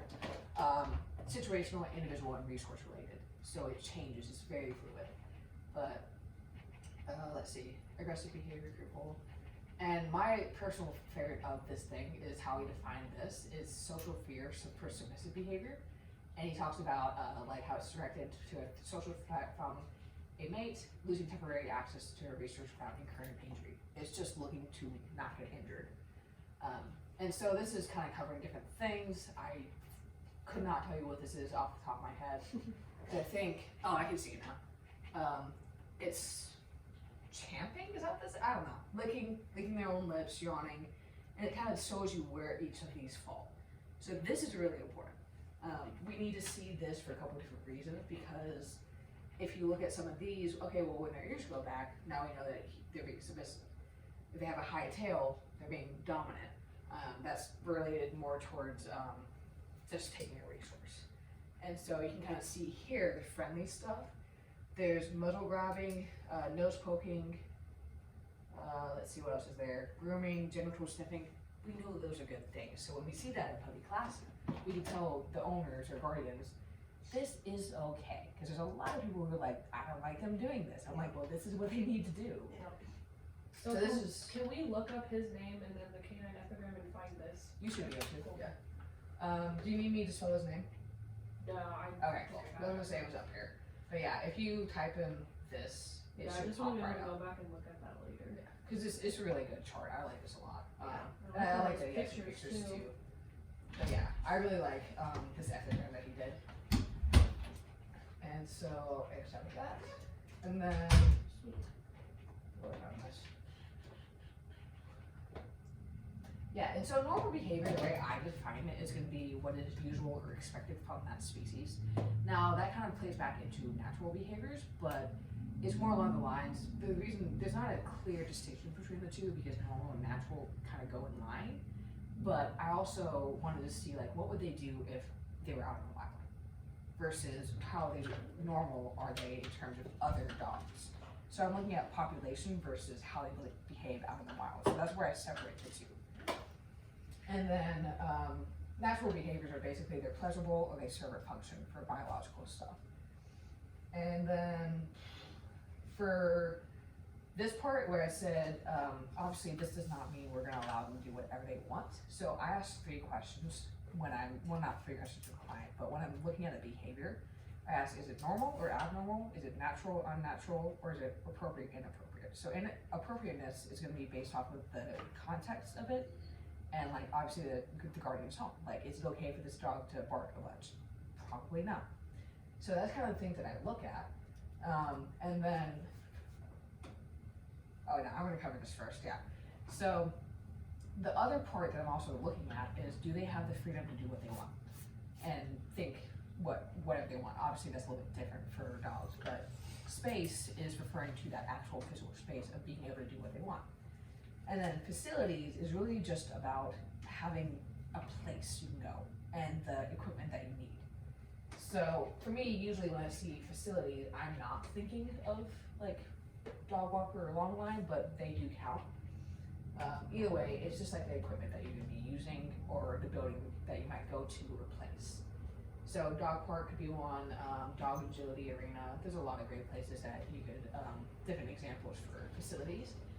This is just kind of really basic information for these 2 things because the more important thing is understanding ways that you can meet their needs. So I have a question. Do you guys, or have you guys heard of the sniff spot? No. is that here in Omaha? It's all around now. I don't think so. Sniff Yeah. spot? Yeah, the sniff spot. I see, so I'm in a reactive and aggressive dog support community. Oh, okay. And Oh, is there's- that where you can like rent out someone's backyard? I think so, Is that yeah. a thing? Yeah. Yeah. Wait, for what? Oh, it must be for exposure to dog smells. I don't know, but I It's like you can just like someone can offer up their backyard Yeah. and you can sign up to use their backyard for like an hour. yeah. To have like a dog that is reactive Well, or something, I like mean, sniff that with- backyard or? With Just to hang hang out. anyone Yeah. who has a dog, I think. That's a little bit. Maybe it's because some people don't have backyards. Yeah, that's what it would That's be. kind of cool, but still kind of. It's kind of weird to me. Like I appreciate. It sounds people doing like it. setting you up for like a bad situation, but if it worked At that point, you might as well nicely, it just could be good. make a I'll have playmate to for research free. a little bit more, but I've seen that It's like an app or something. it's happening within just a couple months. Just, Yeah, it's apparently an app. so. Yeah, host a private dog park on your land. Huh. That sounds like an interest. Rent safe and Yes. safe dogs. Gosh. Sounds like a I mean, I would not mind having like 100 corgis in my backyard, but that's besides the point. So That's it why we have to do says, yeah, the best experience is fun for you and your dog. Our dog parks are designed for document safe dog exercise. So I think they vet them. Distraction-free dog time. So safe private spaces to help you minimize distractions or triggers and maximize time with your dog. Off-leash enrichment. So that actually kind of comes into this. It's actually really neat that they're doing it. Yeah.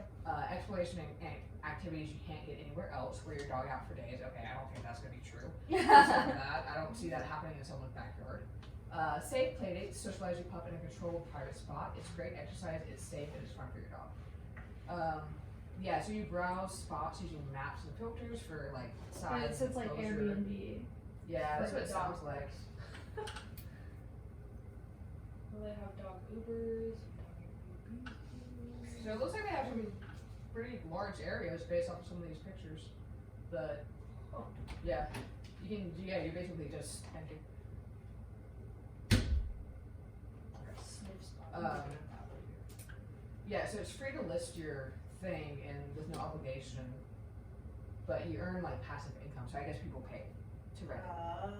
So I was like, there's gotta be something, Yeah. but it's I don't look yeah. too much into it. I just knew that. Yeah. Able to, I mean, that's interesting. That could be really helpful for like some art stuff. I wish there was like a long line lesson in the. Cause I'm gonna Omaha German Shepherd group and they were saying something about Yeah. that too. Yeah, we definitely have to keep an eye on it because we might be able to rent one of those spots for like when I work with reactive dogs. Because I need like a lot of space for that. Okay, yeah. So really and truly, it's just you just want to make sure that you have options for them. So whether that's going to somebody's backyard, whose sniff spot, which for right now I don't know have enough information, so I'm not going to recommend it. But going hiking could be something you do if dogs like to run off leash. There's training involved in that one, but I actually had somebody else talking about this where sometimes a lot of dogs spend their entire lives on a leash or like inside. That's not a quality of life for a lot of dogs. Like some dogs need to run. My dog is one of them. What is a dig box? It's literally just a box where you have Sandbox. dirt or something like that. So he actually has one out there. Oh. It's a bigger dig box, but you can make small ones too. Before we do that, I know not Hanson. It's over in Iowa. It starts with the H. Is there any other dog friendly hiking spots around here? Do you know? I've been taking my dogs to the Chalco. Chalco is It's an aside off-leash from- area. No, I don't go to the off leash area. I go to the on leash Cause area. I know Chalco. Well, does. some people don't have their dogs on leash anyway. yeah. I have not seen I that. had it happen. I had Zeke and Rocker out, and I saw someone without a dog It's on never leash. been busy when I went. I think it was too cold. Yeah, I was going. I just some know of the time. Chalco. It's not really a hiking. It's route. not. No, it's not. What about It's way bigger than the parks where I'm from. Oh my god, what is it? It's in Iowa. It starts with the H. Do you know? Is it the one I've been to? Maybe, Because but I thought you. Is that a mentioned state it. park? Are you talking about the one that's? Is it a I state don't park? remember the name of it. But There's a park that might be. I don't know why you wouldn't be able to bring your dog. The one that's like haunted or something like that. I don't know. No idea. Hummel, no. Oh yeah, It's Humboldt. an. yeah, I think I know I've looked at that one because Iowa. I don't remember the name of the one that I went to, but I think it was a state park, and I went on a horse trail. I didn't go on a. I yeah. don't think I used a dog I, trail. I I took think my my I took my whole dogs to family another one. was They like- did a mountain biking They, trail I and think I like have something close off though. it was like Ash Specifically for something. dogs. Do you know what else you could do? There are Tranquility View on 120th and Fort. That's my dad's backyard, and there are bike trails back there, but people walk them. Yeah. And there's like different difficulty levels. There's ones that are just like straight, flat. There's ones with inclines, and people walk their dogs out there all the time. Yeah, I we'll think have to I've come up only with a list. seen one dog off Because leash, I but there's was no like. leash laws Yeah. in that area or something. I don't know. There's leash laws. There's leash laws just about anywhere. Yeah, I don't know you're much supposed to about keep them on a leash. 6-foot leash. Electric shock collars do not count as a leash law. Found that out. Someone told me they did. I'm like, no, they don't. What? Someone actually told me that a shock collar with no leash or anything, No. it counts. I'm like, nope, that is not at all how that works. It's crazy. Invisible fences also don't count for fencing yards. So if there's a law regarding that, I forget which law had that, but some of the stuff people tell me, I'm just like, nope, I've read the laws. I know what they say. And yeah, so you can find like a lot of different like people out there asking like why I don't want my dog barking. I'm like, well, you gotta let your dog bark.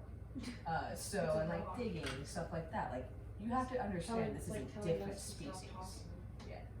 And so for this stuff, it's pretty basic. It's just again finding the equipment and space to do stuff. So it varies per dog based on what they want. Like my dog and I hike or used to hike off leads quite a bit, and we'd go for miles and we're fine. But I also went to like obscure places where people didn't know. So that's kind of what I would do. But other thing I do, have a long line for him. If I can have fully fenced in yard, I love that. I prefer that over anything else.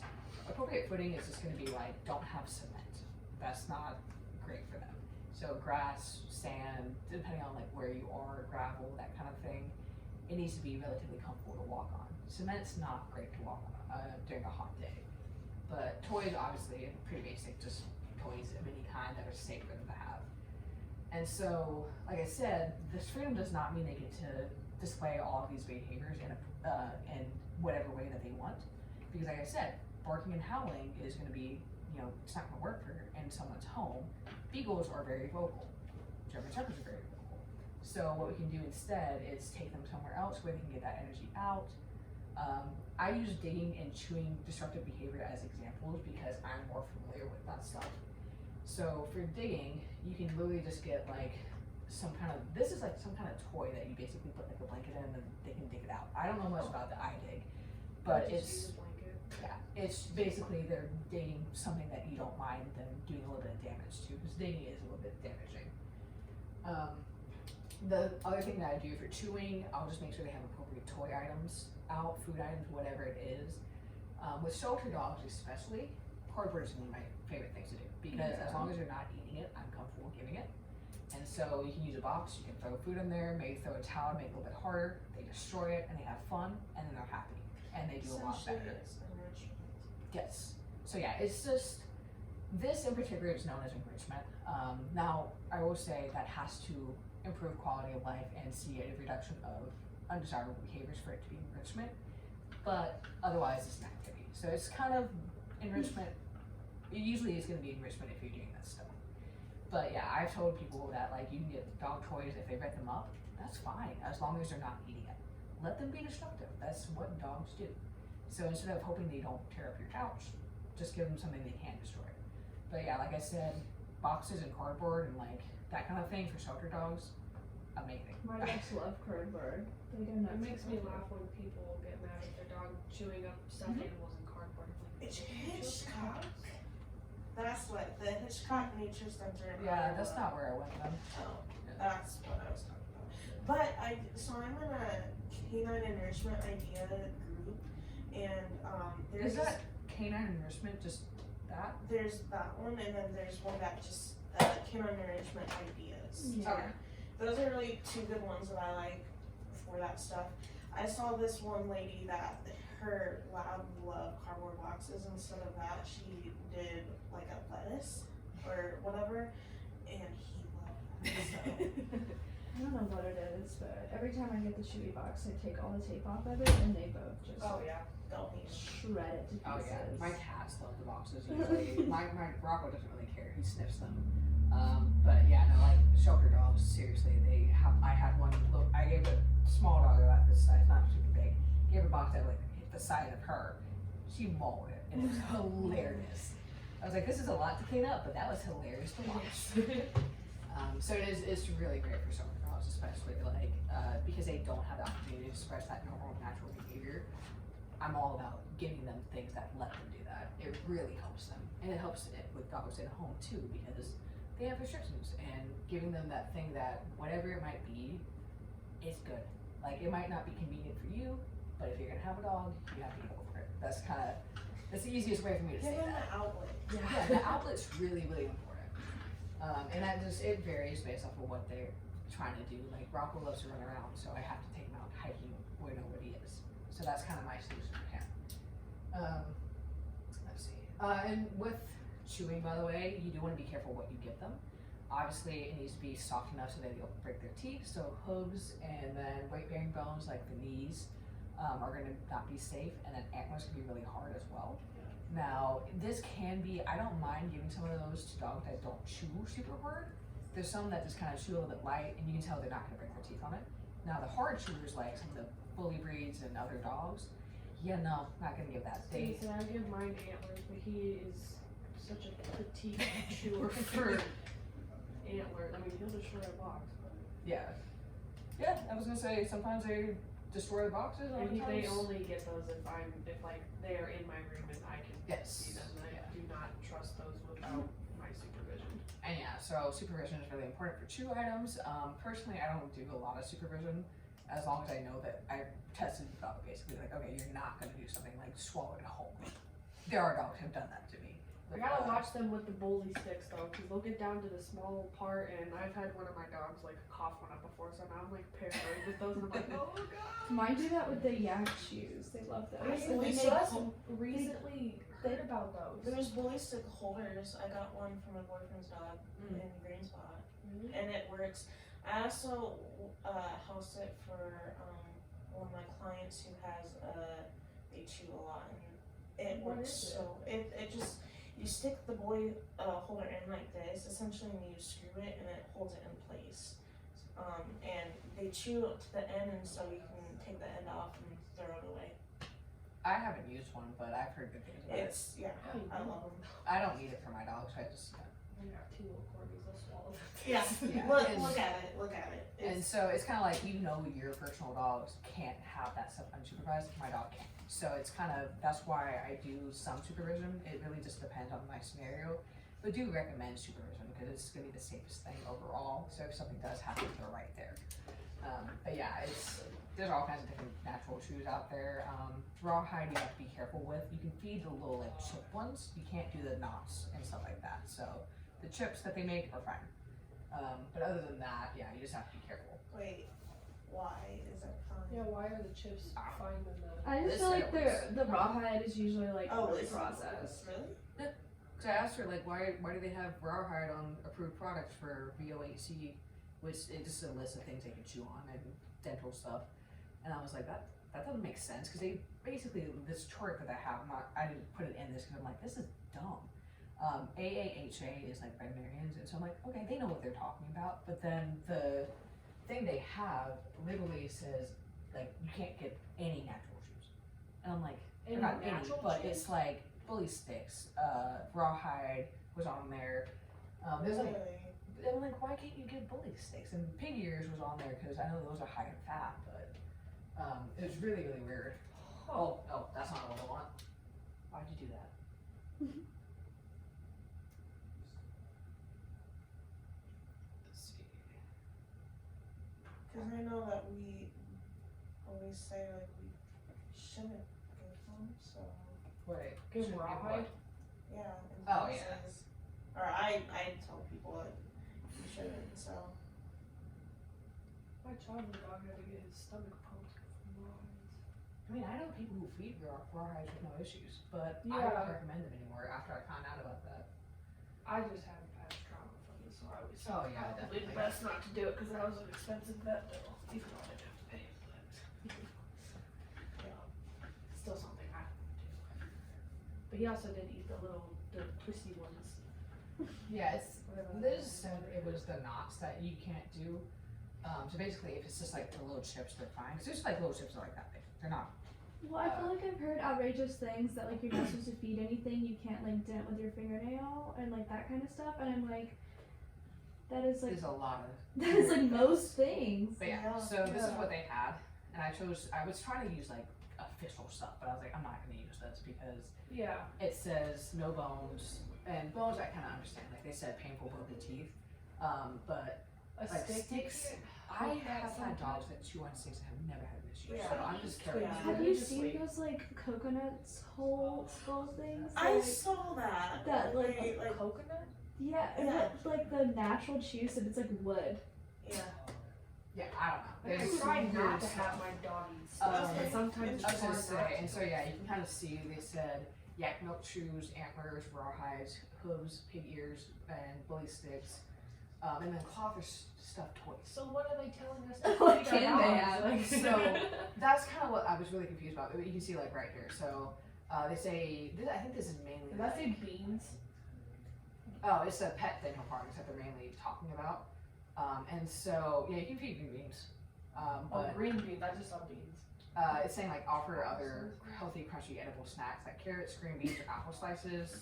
My A power dogs would chewer. laugh at me if I gave them a I was carrot. gonna say, apple toys, and then I looked at this right there, the VOHC. Yeah. Actually, I'm gonna pull that up and then show you guys. Ah, it's still on the same page. That's weird. Interesting. Oh God, where are you? Why are you doing this? There you go. Okay, so gonna scroll up.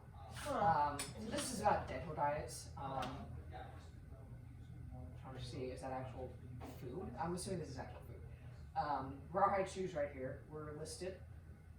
Is So that just what it, and then it helps with the Harder. harder, yeah. okay, the plaque? Okay. So this is about dental shoes and dental products because I actually use kelp for my dog. Yeah, I see that.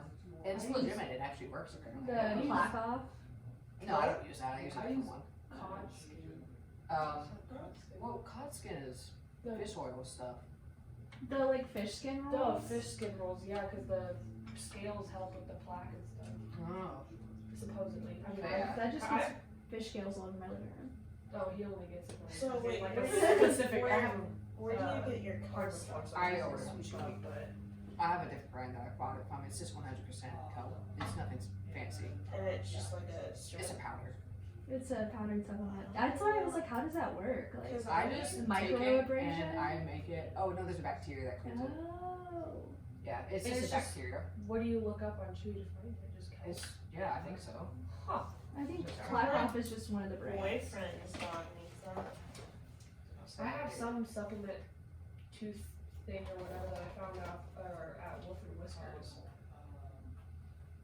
This is what I have. Organic. Oh, Or- cool. Okay. So you can just type in kelp and it'll pop up. But this one, Have you noticed like that it helps? I have not been doing it consistently enough or long enough to really be sure about it. But I look for it's 100% USDA certified organic icelandic kelp. Okay. Huh, sweet.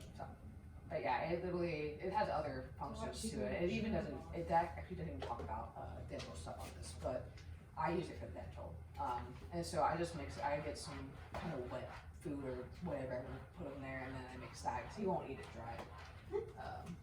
So yeah, there's a lot of different options for that kind of stuff, but any questions about that otherwise? Cool. So the next one is about freedom from fear and distress. It's about ensuring conditions and treatment which avoid dental suffering. So I kind of found a bunch of different items that people use to train dogs. So prong collar at the top, or on the left, sharp collar below it, choke chain. Now I will say I use the original names, and I don't use the ones that they say like slip chain, e-collar, remote collar, or stem collar, all kind of dumb names for that. Mm. Pitch collar, I don't know if there's anything else, but this is like a bag that has a chain in it that they throw and I was do that gonna to say. scare dogs. Yeah, by the way, Barkbursters does that if you didn't know that. Brandon McMillan has a shake and break where basically you shake it to scare the dog and it I gets thought them that to was stop. one of those little travel size blenders. Yeah, no. It looks like I one. say that was kind of cool, but I It was looks like, like what one. is this? Blender here. And then we've got the slip lead. So slip lead you will see in shelters, and that's for a safety thing. But others use it for corrections and stuff. So that's kind of. I'm so scared of breaking this. This is going to be just a list, or not a list, but just kind of an accumulation of different products that you see. There's a lot more out there. I didn't feel like trying to go through all of that. I'll go through it in a different section of the program. So are slip leads bad to just Yes. use in general? We do not use them. We do not promote them. Martingale collars are also on this list to some extent. I use them only for safety. I will carry a slip lead in my car just so if I have to catch a dog, I can. A But dog that otherwise- doesn't have a collar on. or I can't touch, one of the two. Yeah. And so with that, it's just making sure that I have safety stuff again. So I will use Martingale collars for like huskies and dogs that don't have to slip out their collars, or the ones with greyhounds that have a small head versus their neck. Aside from that, I'm not gonna use it. And I'm always gonna use a harness for walking and for restraint. Typically, Rocco can't have any pressure on his neck at all. He will cough otherwise, and so I don't even keep a collar on him, even though I should. So yeah, with that, the slip leads we avoid because of the pressure they put on the neck, and they can also, this one, well, I don't. A lot of them, I guess, would be this better one if they had prevents to. it from loosening up too much, right? Yeah. Yeah. There's others that prevent it from being Yeah. too tight. Yeah. And so, like I said, you will see them in shelters, and I still try to avoid them in shelters. I have had some shelters that were fine with me using just a regular leash and harness, but there's others that aren't. There's shelters that use prong collars and choke chains. I will not volunteer with them. I left a job that was doing that. And so, yeah, In this rescue? is just, In rescue? In shelters? oh yeah, they use that stuff all the time. Wow. Yeah, there's a lot of crappy people who should not be, just because you love dogs doesn't make you qualified to run a shelter. Yeah. Or do anything for that matter. But yeah, I've left jobs before for that kind of stuff. Cause I'm very strict about what I am and what I'm gonna be using. I won't use a prong collar. Or a choke chain or any of it, like any of this stuff I've never used. Well, I used a stuff because I had to, but other than that. And so the other thing with fear and distress is that obviously there's training equipment that causes it, but there's also noises and interactions that cause them as well. So yelling at a dog is gonna cause fear and distress. I used a dog pulling on the tail, but we actually had someone pull a dog's tail in our puppy fest last night. And they pulled the dog towards them. So like it was a pretty hard yank. And so the other one with a person is gonna be interacting with a dog that's not comfortable and not getting their consent.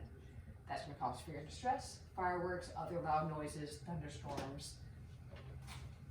Did you wanna say something?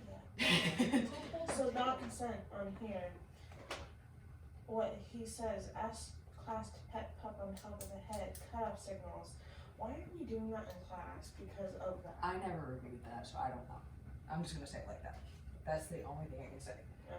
Oh, Because I do not know. trust me, there's a lot that I can probably look at and change later, but he did not show me this at all, so I didn't even know that was in there. Okay. So yeah, moving objects can be scary, strange smells, strange people, trash bags flapping when you kind of like open them, that's one you have to be careful with. Brooms, vacuums, all kinds of stuff you can be afraid of.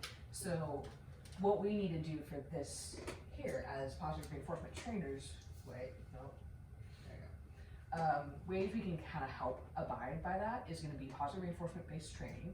There's a lot to that. There's, I'll cover that later on. Systematic desensitization and counter conditioning, which is gonna be about fear. So if they're afraid of a loud noise or afraid of a person, you slowly add this trigger into their lives. You do persons at like 20 feet away and they're getting treats. You move them 5 feet closer after a few attempts, whatever, giving treats the entire time, and then you just kind of move them closer and closer and closer. So that's what systematic desensitization is. But I always pair that with counter conditioning because I want them to either have a neutral or positive response to something. And if I'm doing systematic desensitization for excitement, I want them to learn a different behavior. And that's where that positive reinforcement based training will come in by teaching a different behavior that I'd rather see. The behavior I don't like goes away. So that's kind of how we can really help with avoiding the reverses that the equipment that I showed you, the yelling, there's all kinds of crazy stuff people do nowadays. Like, I don't know why anyone's throwing bags of chains at them. But using the least intrusive, minimally aversive equipment that you can find. So that kind of varies. With dogs, honestly, the least intrusive, minimally aversive is no equipment at all. It just is. And so with that said, with least intrusive, we're looking at things like if you put something in their mouth, that's more intrusive. If you put something around their body, like a harness, that's less intrusive. So we want to go for the least intrusive as possible. And then minimally aversive, if we have it on the throat, it's going to cause more pain, whereas the sternum is designed to have that pressure. So when a harness is applying pressure, it's not causing pain in the same way that it's causing a little bit of discomfort. You can't really get away with it. A lot of the people, I don't know if you guys seen it, but a lot of people for the least intrusive, minimally aversive, they do that is also known as Lima, if you Yeah. see that, Yeah. so. I didn't put the acronym on here, but it's LIMA. Yeah. So that's gonna be, I kind of cover it a little bit more in one of my other sections, but it is, for me, that is one of my main components of my training. So 5 freedoms and that, honestly, all of this is what I do. And so, with that said, that's what was I say, the next slide is just questions. Because yeah, I was gonna say, for the most part, it's just least intrusive, minimally aversive is gonna be the most important thing you can do for training. And that's, I'm gonna cover that a little bit later on, because it is it's a lot of stuff, so. Do you guys have questions about anything at all? Could you go back just one second?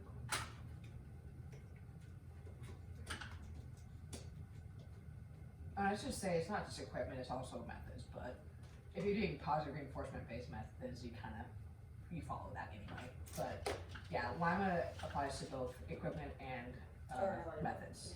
Lima, Lima, it's you say it however you want, I don't know how to say it. I've said it 2 different ways, and then I say the full words as well. It's just, I'm at the point where you know what I'm talking about, so I'm cool with whatever you say. But yeah, so, and I will give you guys a little bit of background on Lima.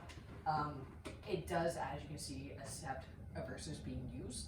Now, the key thing here is if you're actually committed to it and following it, you won't use aversives. You don't need to. And so that means referring out to other people, asking them, what would you do in this situation? How can I not be using an aversive? Again, I'm gonna go over that more later on, but that is something that, like, you guys are welcome to look that up. It's just, you can type it in, like, Lima, Lima, dog train. It'll pop up. IAABC has a good little article on that. I forget exactly what it said, but it covers, like, how they handle that policy for them, where they're saying they do allow shock collars now, which I don't know why they're doing that, but they're basically, I think they're trying to help convert people. And so what they're doing is that in order for a member to use a shock collar, they have to go through the board. They have to see what else they could do and exhaust all other options, basically. And so I don't know what's gonna come of that, but that's kind of how they're working on it, to get people to move away from other stuff, saying like, hey, there's other options, try this. And then if we exhaust everything else, yeah, whatever. Which, again, I don't know why they're doing it. This is like the last year, and I'm just like, okay, I'm certified through IAABC.